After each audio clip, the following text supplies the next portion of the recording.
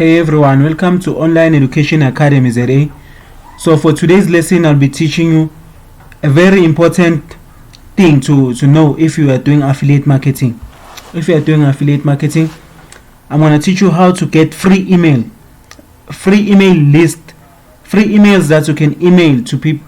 You can use as your list to email to people while doing your affiliate marketing. So this is how you get free emails.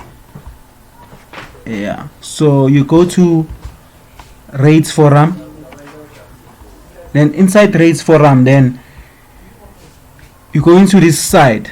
So it's ratesforum.com, and then you want to click database, right? And after clicking that database, you will see all of these emails that you can download for free.